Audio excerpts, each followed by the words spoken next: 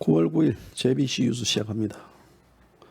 오늘 박근혜 대통령 불법 감금 1259일째입니다. 1259일째. 지금 이제 10월 3일 날 이 광화문 집회 관련해 가지고요.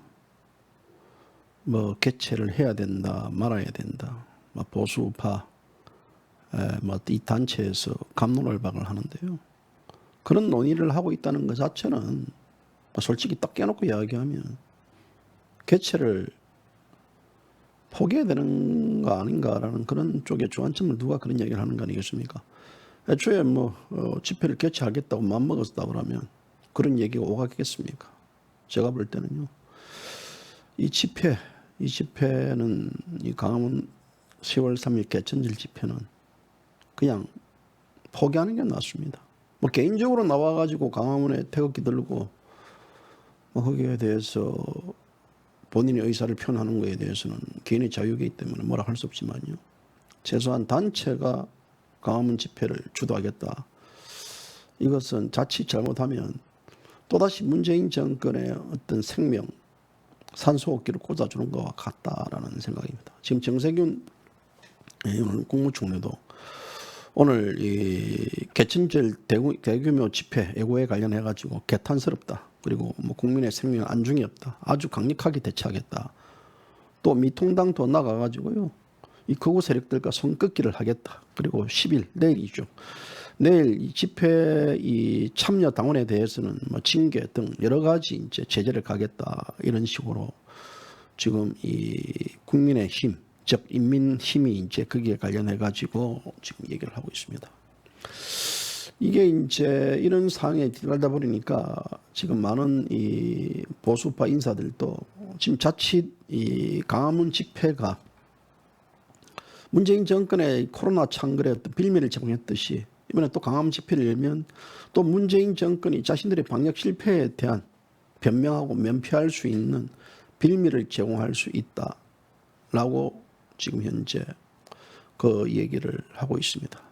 따라서 이 문제에 관련해 가지고는요, 뭐 개인들, 뭐 집단 여러 가지 이제 고민을 하겠지만 지금 각종 이제 언론 보도를 보면 광화문 집회를 취소할 가능성이 있다라는 쪽으로 무게를 두고 있는데요.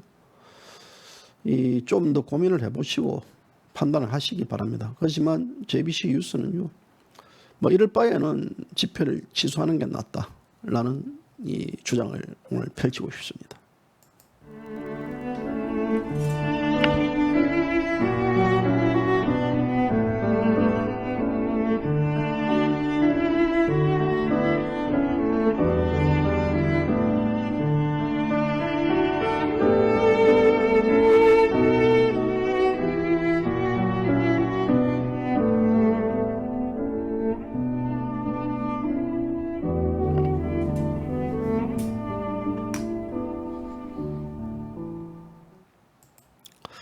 지난 광화문 집회가 열리기 전에 광화문 집회 참석자가 한 진보 혹은 보수층 인사들, 많은 어떤 국민들이 신발을 들고 이제 나라가 네 것이냐 해가지고요. 자발적인 시를 했습니다. 문재인 정권의 부동산 참사 등 해가지고요. 더욱이 그때 당시 물론 이제 현 정권에 있는 여론조사를 믿을 수 없지만 문재인 정권은 30%까지 이제 지지율이 폭락을 했습니다. 사실 거기에 대해서 이제 어떤 생명줄을 넣어준 게 바로 8월 15일 광화문 집회라는 시각이 지배적입니다. 그래서 이 코로나 관련해 가지고는 이 정권이 거기에 대해서 지금 현재 씨앗을 뿌리는 사실입니다. 이 자체가 어떤 사회적 거리두기에 대한 완화를 시켰고 또 쿠폰을 발행하고 8월 17일 날 임시 공휴일을 지정하고 그렇기 때문에 이 수도권에서는 이미 8월 10일, 8월 초부터 이제 이 코로나 확진자가 놀 것이다라는 경각심을 이렇게 줬는데 불구하고 이 정권이 이제 거기에 대해서 밀어붙였습니다. 그래서 밀어붙이고 나서 오히려 이제 광화문 집회, 8월 15일 그 광화문 집회를 마녀사냥, 즉 이 문재인 정권의 산소호흡기를 꽂는 하나의 어떤 도구로 사용했다는 것들이죠. 방역을 조직적으로 방해한 세력에는 공권력이 보여 있음을 보여주라. 문재인, 문뻥이 큰소리 뻥뻥 쳤습니다. 추악질, 추미에는 법정 최고형을 구형하겠다라고 이제 주장을 펼쳤고요. 그래서 이 관련해가지고 이 정강훈 목사 관련해가지고도 지금 전에 미통당, 지금 인민의당이 정강훈 목사 관련해가지고 선긋기를 하고 또 광화문 세력들을 이 극우 세력으로 몰아붙였습니다. 그래서 이 광화문 관련해가지고 여기에 대해서는 또 국민들 입장에서도 뭐 사실 뭐 광화문 쪽에 부근에서 종로에서 가게를 하신 소형 자영업자를 하시는 분들은요, 종로와 광화문 부근에서 장사를 한다는 이유만으로 코로나의 확진자가 아님에도 불구하고 그 기피 대상이 되어버렸습니다. 이런 상황에서 국민들의 어떤 이 느끼는 체감이라는 것은 광화문 집회에 대한 어떤 분노성들, 광화문 집회 때문에 그랬다라는 것들, 이런 것들이 굉장히 고조됐습니다. 그래서 이 정부가 이 광화문 집회를 특히 표적 삼았습니다. 정강훈 목사를 또 재수감시켰고, 그래도 불구하고 국민들은 이 광화문 집회가 사실상 이 코로나 확산의 어떤 주범이 아님에도 불구하고 계속해서 마녀 사냥을 했고 그것이 먹혀 들어갔습니다. 그래서 어쨌든 간에 이 정강훈 목사도 확진자가 쏟아지는 시점에서 광화문에서 연설을 했고 또 마스크를 턱에 걸치고 통화를 하고 그런 어떤 하나하나에 대한 비밀을 다 제공했습니다. 그리고 또 뭐 차명진 전 의원이라든지 뭐 또 주모 씨라든지 이런 분들, 또 신소골 목사는 또 코로나 확진에 걸려가지고 결국은 목숨을 잃었습니다. 이런 여러 가지 조건들에서 있기 때문에 물론 이제 표현의 자유에 대해서 우리가 펼칠 수 있는 방식들 그리고 이런 것들에 대해서 널리 알리고 싶은 마음이 있겠지만 결국 이것이 역효과를 낳습니다. 30% 문재인 지지율이 단숨에 10% 올라갔고요. 또 탄핵 이후 처음으로 뒤집어졌던 뭐 나름대로 이제 어떤 미통당과 따블당의 이 지지율도 다시 되돌아왔습니다. 문재인 정부를 심판하고자 목청 넓힌 집회가 결국은 문재인 정권의 산소통을 꽂아준 결과가 되어버렸습니다. 자, 이런 상태에서 우리가 할 수 있는 것들은 사실 이 문재인 좌파 독재 정권 촛불혁명이라고 나발이고 떠들고 있는데 혁명 뒤에는 항상 뭐가 따라오냐면요, 독재 전체주의 이 정권이 들었습니다. 러시아 혁명 뒤에는 스탈린, 또 레닌, 또 중국 혁명 뒤에는 마오쩌둥이 들었었고요. 또 쿠바 혁명 뒤에는 이 카스트로가 들었습니다. 베네수엘라 혁명 뒤에는 차베스 독재가 수십 년간 이어졌습니다. 대부분 국가 경제가 무너지고 인민 생활이 피폐해지는 말 그대로 우리가 이런 과정을 지금 경험하고 있는데요. 그래서 우리가 이런 집회에 관련해 가지고 문재인 정권의 실정을 알리고 또 독재를 막고 이 정권에 대한 이 체인지하겠다, 그 의미는 할 수 있다고 저는 그렇게 봅니다. 그러나 대중의 지지를 받지 못하는, 국민의 지지를 받지 못하는 혁명은 그거는 혁명이 아닙니다. 그는 혁명이라는 것은, 국민적 저항이라는 것은 결국은 국민의 지지와 확산입니다. 국민의 지지와 확산이 없다는 것 자체, 그리고 국민의 냉소와 또 국민이 거기에 대해서 불편한 시각을 보이고 있다는 그 자체는요, 결국은 이 집회에 대한 한계성을 두고 합니다. 도대체 왜 집회를 열겠는가? 왜 집회를 열겠습니까? 그 집회를 열고 있다는 그 자체에 대한 것들. 물론 지금 현재 정강훈 목사가 구속이 되고 그 구속에 따라서 뭐 나름대로의 어떤 또 분풀이를 해야 되고 이 정권의 독재성을 알리기 위해서는 집회만이 우리가 우리의 어떤 표현의 자유를 똑바로 알릴 수 있다라고 되겠지만요. 그래서 결국은 이 자체에 대해서 뭐 이런 과정에 있어서 또 취소를 한다는 것 자체는 문재인 정권의 뭐 소위 뭐 어떤 패배가 되지 않겠느냐, 또 문재인 정권에 우리가 스스로 굴복하는지 아니냐라는 우리의 목소리도 나오는 건 사실입니다. 그래서 이 관련해 가지고 지금 현재 이 문재인 정권은 지금 어떤 국민적인 경제적 이익을 제약하는 여러 가지 문제를 많이 일으키고 있습니다. 뭐 생명, 건강이라는 근원적인 지금 이익을 집단적으로 위협하고 흘러가고 있습니다. 그렇기 때문에 우리가 이런 문제와 관련해가지고 제일 중요한 것은 지금 현재는 나와 내 가족의 건강이 제일 큰 문제로 지적됩니다. 집회를 하려는 목적도 국민의 생복과 안정입니다. 그런데 건강을 잃어버리면요, 모든 걸 다 잃습니다. 그래서 우리가 이 집회에 대한 부분들, 전 세계가 지금 대한민국만 그런 게 아니고 대한민국뿐만 아니라 전 세계가 지금 이런 식의 형태로 오고 가고 있기 때문에 결국은 그런 위험의 수단을 불구하고 목적과 수단을 간다는 것 자체는 국민적인 관심을 잊을 수밖에 없다고 봅니다. 그래서 이 집회의 위험성에 대해서 우리 이 집회의 위험성, 사전에 이 집회가 8월 15일 집회가 문재인 정권의 빌미를 줄 것이다. 그런 위험성들. 그리고 이 작금의 형태를 보면 문재인 정권이 오히려 집회를 하라고 하는 느낌이 더 강하다는 것이죠. 계속해서 반대적 이론을 만든다는 것 자체는 결국은 보수 우파층들을 자극을 해서 이 자극됐던 보수 우파층들을 다시 결집시켜가지고 그 결집했던 보수 우파들을 패대기 시키려는, 그래서 우리가 이 문제를 가장 경계할 때는요, 문재인 정권의 의도가 어디로 가고 있는가라는 것들을 우리는 파악을 해야 됩니다. 지금 대한민국 보수 우파는 대부분 보면 이제 3.1절, 강복절, 개천절, 이게 태극기 집회가 열리는 하나의 3대 빅 이벤트 집회를 꼽고 있습니다. 그래서 올해는 코로나19로 인해 가지고 3.1절 집회가 열리지 않았고, 또 강복절 집회에는 결국은 열렸지만 이에 대해서 지금 빌미를 정해주고 문재인 정권의 산소호통을 꽂아줬다는 비판도 있습니다.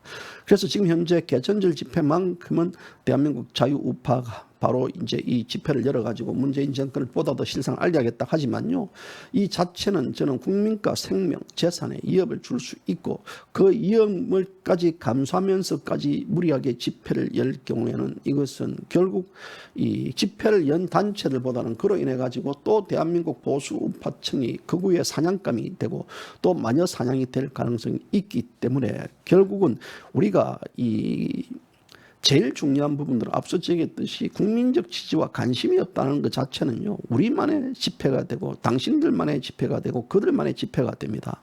보수 우파가 관련해 가지고 가장 큰 주안점을 둬야 될 부분들은 바로 무엇이냐면 국민적인 지지를 우리가 어떻게 이끌어낼 것인가라는 부분들에서 바로 우리가 여기에 대해서 고민을 해봐야 된답니다. 저는 이 정면 승부를 펼쳐야 된다. 문재인 정권과 정면 승부를 펼쳐야 될 시점은 맞습니다.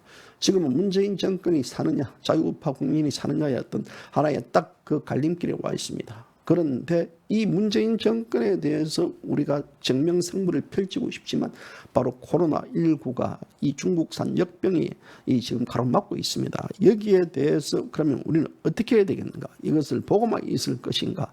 어떻게 할 것인가? 이는 답답한 마음에서 광화문 집회를 개최해야 된다라는 쪽에 있어서는 저는 거기에 대해서는 별 문제 제기를 하지 않겠습니다. 그러나 현재가 우리 어떤 보수우파에 보면 정가훈 목사도 구속되고 또 정가훈 목사 구속 이후에 보수우파를 이끌 수 있는 그들의 지도자들이 보이지 않습니다. 리더가 보이지 않습니다. 이 리더가 보이지 않는 상태에서 특히 지난 이 4년 동안 태극기 우파 집회를 개최함으로 있어서 이 리더들의 한계성들, 리더들의 어떤 이 수준들, 이것들이 다 드러났습니다.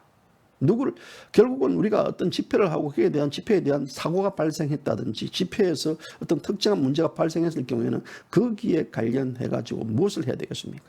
그것은 바로 여기에 대해서 책임을 질 수 있는 희생적인 정신이 필요합니다. 책임과 희생 정신은 바로 리더들의 자격 조건입니다.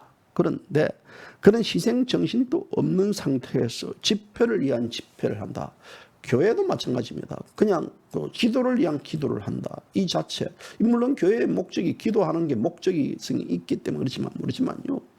광화문 집회에 관련 목적성이 집회를 위한 집회를 한다. 이것은 JBC 유스는 반대합니다.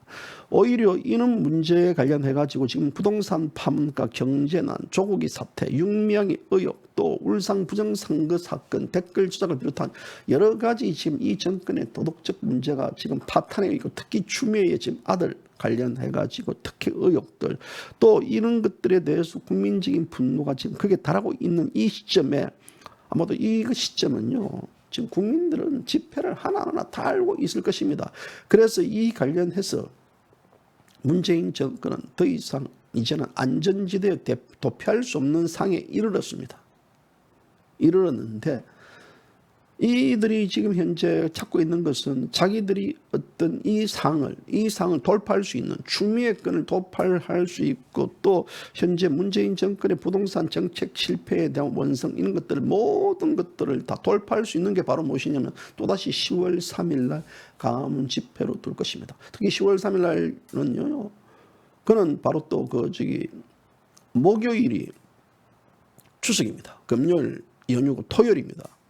그러면 이때 열리는 이것은 또 이 정권이 추석에 대한 거리두기 운동이라든지 추석에서 지금 고향에 가지 않기 운동이라든지 이걸 지금 펼치는 이런 과정에 있어서 광화문에 대거 모여가지고 집회를 한다? 그거는요, 하나의 뭐랄까요? 좀 단적인 표현을 하면 그냥 뭐라고 표현하면 좋겠습니까? 제 머릿속에 맴도는데요. 제가 대답을 할 수 없겠습니다. 거기에 대해서. 그렇다면 우리가 현재 이런 운동을 어떻게 전개해야 될까? 이탈리아 공산이 당을 창당했던 그람시라는 자가 있습니다. 이 그람시가 유명한 진지적 개념을 제안합니다. 정치 권력에 어떤 장악에 초점을 맞추는 기동전에 비해서 진지주는 진지전, 사회주의 혁명의 성공은 국가 권력 장악만이 아니다.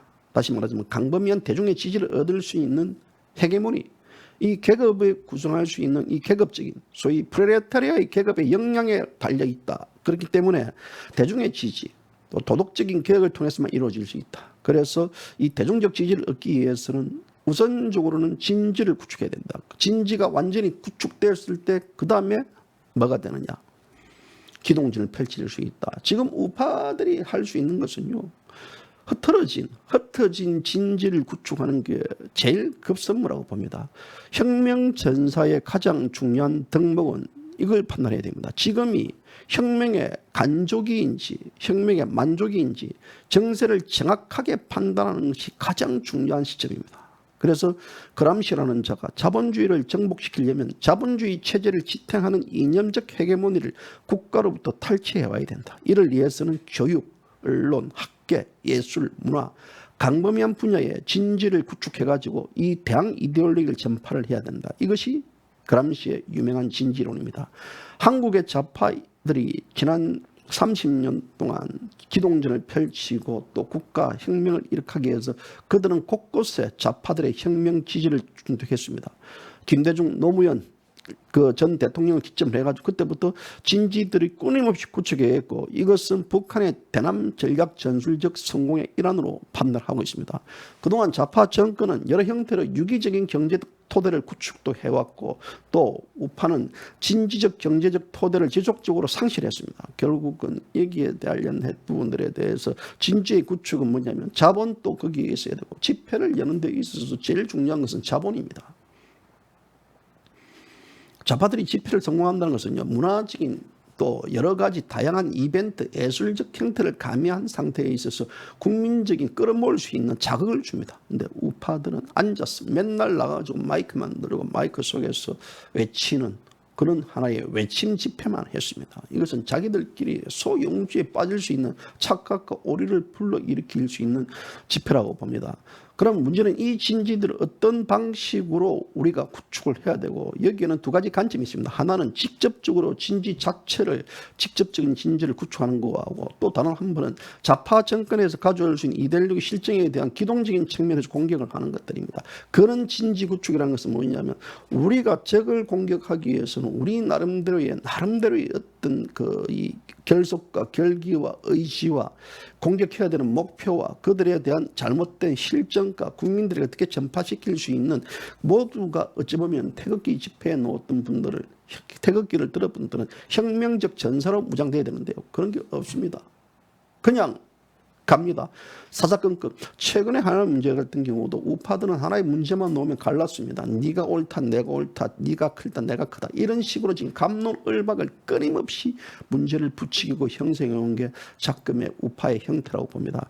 그래서 이 관련해가지고 지금 이 문재인 정권의 실정들 교육 문제뿐만 아니라 부동산 문제, 지금 이 정권이 무너질 수 있는 너무나 많고 이 문제에 대한 이슈를 적극적으로 공략할 수 있는 우리가 꼭 굳이 집회를 아니더라도 SNS라든지 다른 걸 통해 가지고라도 그것을 공략할 수 있는 공략적 시스템들을 우리가 해야 되는데요. 그게 안 됩니다. 그게 안 되기 때문에 우리 하는데요. 모택동이 오늘날 혁명을 성공했다.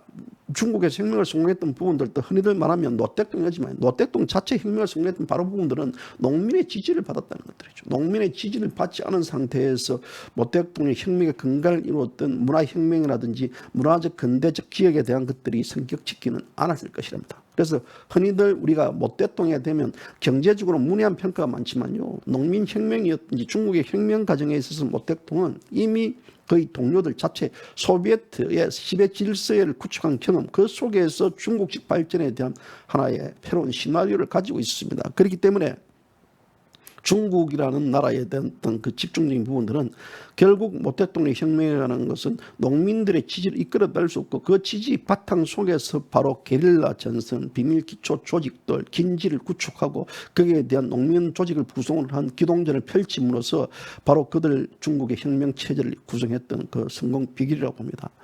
그런 측면에서 본다 그러면 우리가 광화문 집회에서 과연 그렇게 할 수 있느냐라는 것들 있습니다. 우선적으로는 지도자들에 대한 리더에 대한 어떤 그 신뢰성이 저는 가지 않습니다.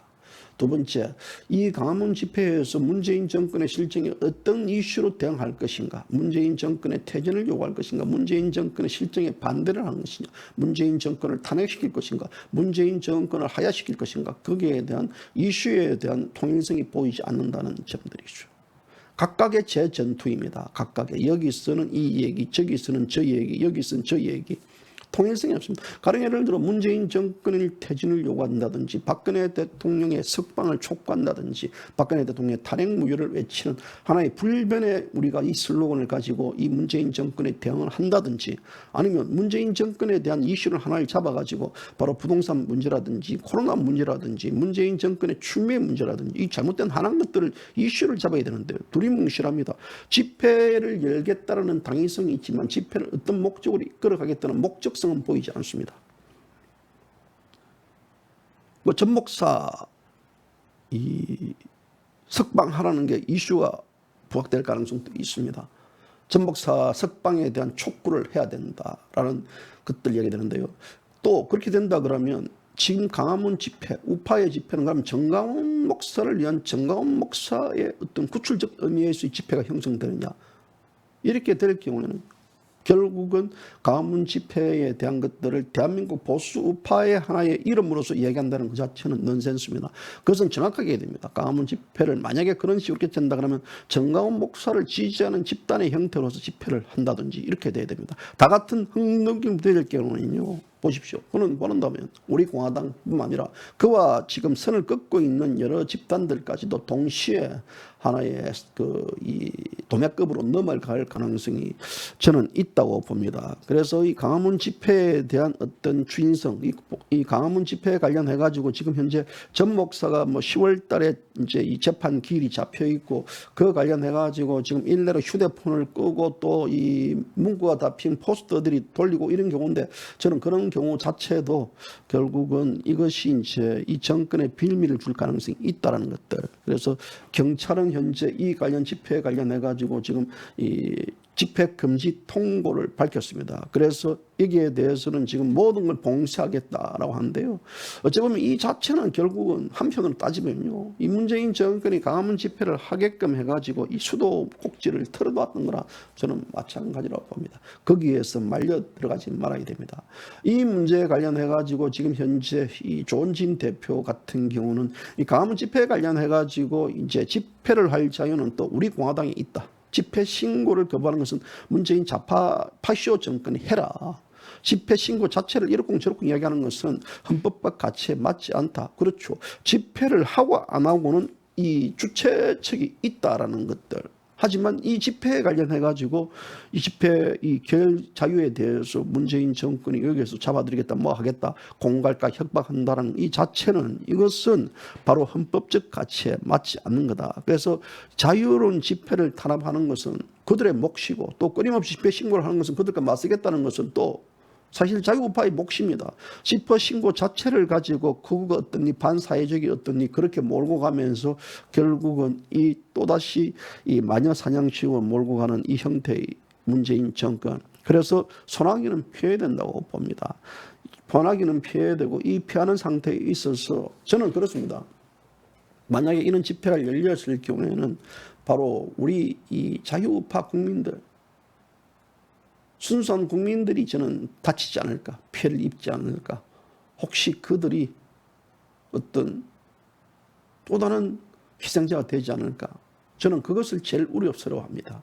그래서 우리가 이 광화문 집회 관련해 가지고는 다시 한 번 더 현명하게 판단하고, 저들이 만들어 놓은 프레임에, 저들이 만들어 놓은 빌미에, 저들이 만들어 놓은 이 마녀 사냥에 결코 말려 들어가지 말아야 된다. 그 현명한 방법들, 그 현명한 방법을 우리가 그렇다면 집회를 하지 않을 경우에는 앞서 이야기했던 다양한 방식에서 진지를 구축하고, 그 진지 구축은 바로 집에서부터 또 내 주변 인사로부터 그 속에 있어서 집회에 대한 것들, 이 문재인 정권의 실정을 알리고 이 데에 대해서 우리는 사실 그렇지 않습니까? 대한민국 자유우파 국민들은 집회를 하지 않지만 매일같이 집회를 하고 투쟁을 하는 연속의 삶을 살고 있습니다.